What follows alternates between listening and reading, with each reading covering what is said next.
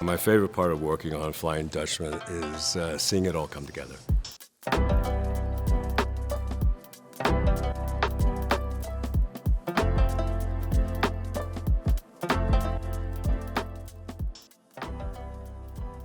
Hi, my name is Alan Muraoka. I'm the scenic designer for the Flying Dutchman.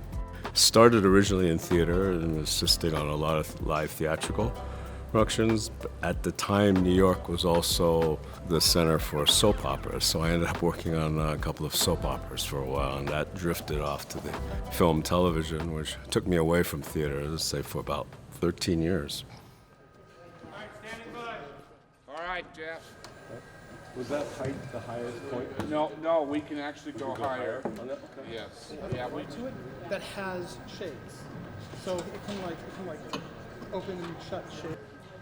This is good. Everybody? Okay. Do we want to give him a crate that he brings in that he sits Maybe, on? or I think a little more comfortable. Yeah, I'd always been interested in opera, so I pursued that a little bit. I got involved with a small company in Los Angeles, fairly well known, called Long Beach Opera, that did some very interesting site-specific things, non-traditional theater formats, which was always interesting. And then through that, kind of got back into it.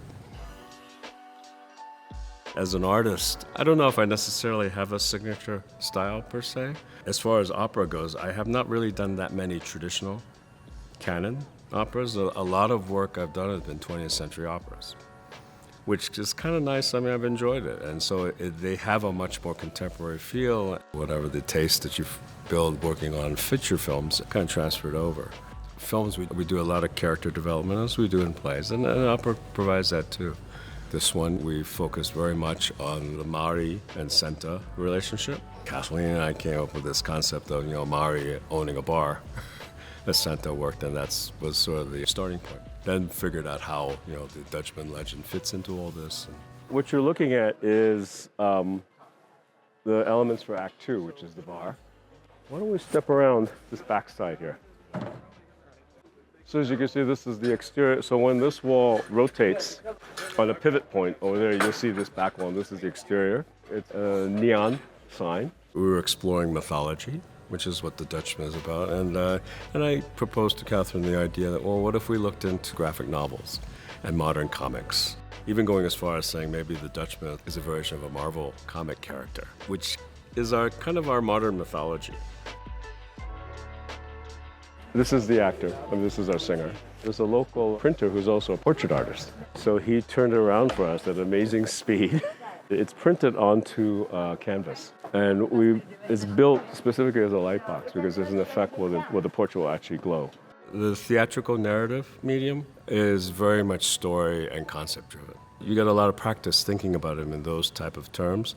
Movies, they're very detail oriented. Movie, you have about 3 seconds to sell a location. An opera, you can have the whole evening potentially. One thing I learned in films is that you become very conscious of details and just how they interact with the character. So a lot of the theater work I find I'm doing has now become much more prop heavy. It's not completely dressed yet, but this will be all dressed out with bar paraphernalia. And Hillary, our prop mistress, is great at, she found these little stickers and things, so there'll be stuff all over these bars, and then there'll be additional poles, glassware, we'll have signage on this wall, and so we're hoping to make it look like a local dive bar. And a lot of it is also to help the character. I've worked on theatrical projects where characters sitting at a desk will dress the drawers with stuff that pertains to the character that the audience will never see, but it helps the actor. So if they're doing something and they open a drawer and they have stuff that's related to what their character is doing, it helps that performance. We certainly do a lot more of it in movies because we're always doing those kind of fine detail things. And it's helped. I think, it's helped my theater work and vice versa. It feels pretty much like a working bar. It's got the whole tassels of glasses behind them, and at least it gets them into that frame of mind. It all kind of works within their character. This is my first opera in quite a while. I like the form. I love the art form. There are several favorite parts. I mean, the first is the initial collaboration with the director, going through the music, figuring out a concept, and then seeing it through to these 2 weeks. When the finished scenery arrives, we physically meet the cast. We're actually physically on stage in the same place, putting it together. I think it culminates into these dress rehearsals that we're starting. Where we actually hear the live performance, the live orchestra, all the elements of the production come together.